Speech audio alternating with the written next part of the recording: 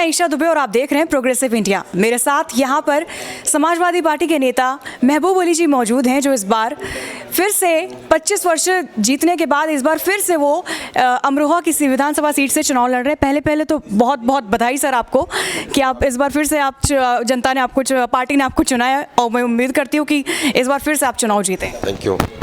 तो आप पार्टी को क्या कहना चाहेंगे, क्योंकि इतना लगातार इतना अटूट विश्वास पार्टी को आप पर बन गया है कि वो हर बार बिना सोचे हर बार आप पर ही दांव खेलती है। वफादार वर्कर हूँ समाजवादी पार्टी का और उसी पे समाजवादी पार्टी मुझ पर विश्वास करती है कि वफादार हैं मेरे, और मैं पार्टी के नेताओं के निर्देश के आधार पर ही काम करता हूँ। किन मुद्दों के साथ इस बार आप जनता के सामने जाएंगे, क्योंकि जाहिर सी बात है आपने काम तो बहुत किया होगा, इसलिए जनता का प्यार आपको बहुत ज़्यादा है, लेकिन इस बार नया क्या होगा? 2022 विधानसभा चुनाव में नया कुछ क्या देखने को मिलेगा? देखिए, बात मुद्दों की नहीं है, पहली है विश्वास की। और मैं कहूँगा कि महबूब दिल से प्यार करता है अपने लोगों से, और मुझसे दिल से लोग प्यार करते हैं।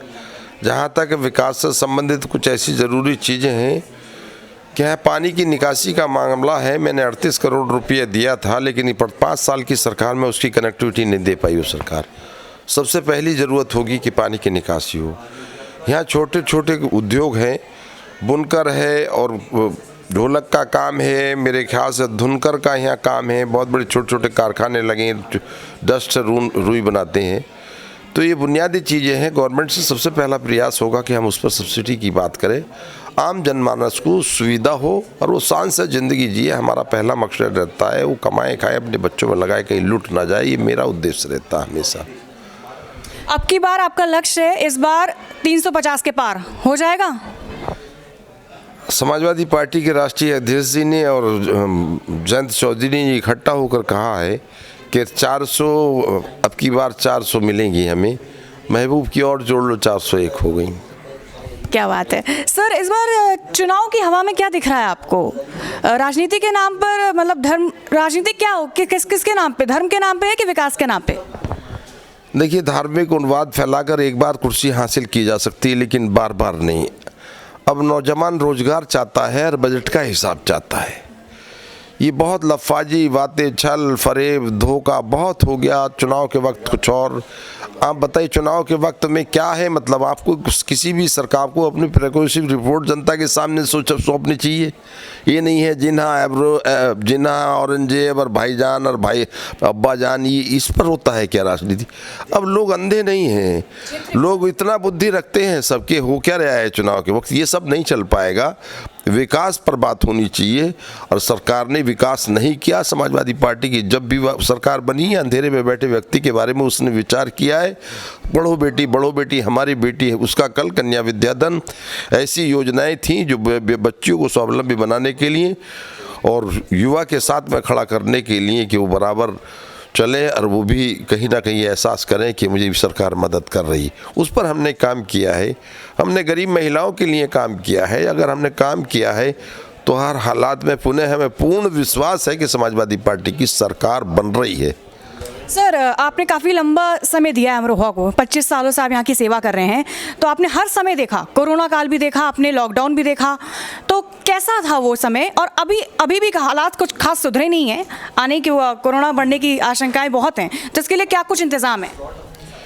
देखिए, पहला ऐसा है, कोई भी चीज़ है कि आज तक बहुत महामारियाँ आई, लेकिन इस तरह से दुर्गति कभी नहीं हुई आवाम की।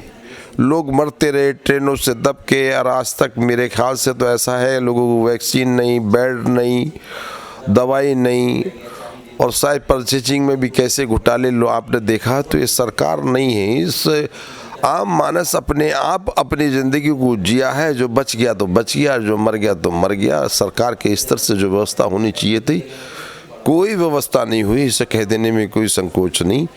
ऐसी सरकारों को बने रहने का कोई अधिकार नहीं है। सर, ये जो बीजेपी है, ये इस तरह की बातें क्यों करती है लाइक समाजवादी पार्टी के बारे में कि यहाँ पे दंगियों और उन लोगों को वोट, अपराधियों को टिकट दिया जाता है? इस तरह की बातें क्यों कही जाती हैं? इसका आप क्या जवाब देंगे उनको? देखिए, मैं कंटिन्यू एमएलए हूँ, और दूसरी बात है, मेरे सार्वजनिक जीवन में जब मैं आया मेरे खिलाफ एक एनसीआर तक नहीं थी जब सबसे पहली बार एमएलए में बना। एक एनसीआर जिसे कहते हैं, एफआईआर तो बहुत दूर की चीज़ रह गई। और लगातार मैं कहूँगा कि पूरे आप क्षेत्र के अंदर घूमिए और एक व्यक्ति ऐसा आपको मिले कि मैं कोई अवतार या फरिश्ता नहीं हूँ, कोई व्यक्ति आपको ये मिले कि महबूब के कलम से, टेलीफोन कदमों से या उनकी कहीं ना कहीं ताकत से मुझे नुकसान हुआ है। कैबिनेट में मंत्री रहा हूँ, सरकार रही है, तो इसलिए ये लफाजी बातें हैं। लफाजी बातें चुनाव के वक्त करते हैं मेरे ख्याल से तो उनका कोई औचित्य नहीं है। अब जनता में चल नहीं पाए। पश्चिम यूपी में बीजेपी के बड़े बड़े नेता जा रहे हैं, तो क्या लग रहा है जनता को लुभा रहे हैं? दिल्ली में भी गए थे, पश्चिम में जा रहे हैं, पता चल जाएगा। शायद हो सकता है एक उत्तर प्रदेश की, पश्चिम उत्तर प्रदेश में एक सीट का नाम बीजेपी का कोई बड़ा नेता कह दे कि हमारी जीत रही है, एक कोई कह दे। और मैं आज पूरे प्रदेश में पता कर लीजिए, हम लगातार से हैं, बने हैं। राष्ट्रीय अध्यक्ष जी का हमारे ऊपर सरपरस्ती है। और हम इतना कहेंगे कि निश्चित किसी बच्चे से पूछ लीजिए हमारे क्षेत्र में कि भाई, और बीजेपी वालों से पूछ लीजिए कि हाँ ये तो जीत रही है सीट। जब ये जीत रही है, एक बीजेपी का नेता ये कह दे फलानी चीज़ हमारे सीट हमारे मंडल के अंदर कि फला जीत रही है, जैसा सब कह सकते हैं हमारी सीट के बारे में, ऐसा किसी सीट के लिए बीजेपी के नेता कहें कि हमारी फला सीट जीत रही है। इसलिए सीटें नहीं जीत रहे हैं, ये लोग जा चुके हैं, बहुत गुमराह कर लिया प्रदेश को 5 साल। अब ये होने वाला नहीं है, जनता जाग चुकी है। हर संप्रदाय जाति विशेष का व्यक्ति खड़ा होकर इनके खिलाफ समाजवादी पार्टी गठबंधन के साथ खड़ा है और वोट डाल रहा है। सर, प्रोग्रेसिव इंडिया के माध्यम से आप जनता को क्या मैसेज देना चाहेंगे? नहीं, मैं तो मैसेज नहीं, ये है कि सबकी दुआएं और सहयोग और मोहब्बत मिलती है। और मैं चाहूँ किसी के गेट पर अगर इस वक्त आ ना सकूँ तो मैं निश्चित 12 महीने अपने आवाम, अपने लोगों के बीच में, अपनी जनता के बीच में रहता हूँ। जब आप कहेंगे तो मैं आने का प्रयास करूँगा, क्योंकि आज पार्टी है और कहीं तुम्हारे लिए बड़ी जिम्मेदारी भी है कि मुझे दूसरे क्षेत्रों में भी काम देखना है। तो मैं रहूँगा, तुम्हारा हूँ और तुम्हारे बीच में हमेशा रहने का काम किया है। आज पार्टी के जिताने के लिए भी मुझे अगर समय आपके बीच में ना आने का मिल सके तो मैं फिर आऊँगा, लेकिन इस वक्त सरकार बनाने के लिए सब जगह जाना चाहिए मुझे, तो इतना मुझे इजाज़त दे दें। बहुत बहुत धन्यवाद सर, हमसे इतनी देर हमको अपना समय देने के लिए। तो ये थे महबूब अली सर, जिन्होंने हमसे बहुत सारी बातें की, अपनी स्ट्रैटेजीज बताया कि आने वाले समय में अगर वो चुनाव जीतते हैं तो किस तरह से विकास करेंगे।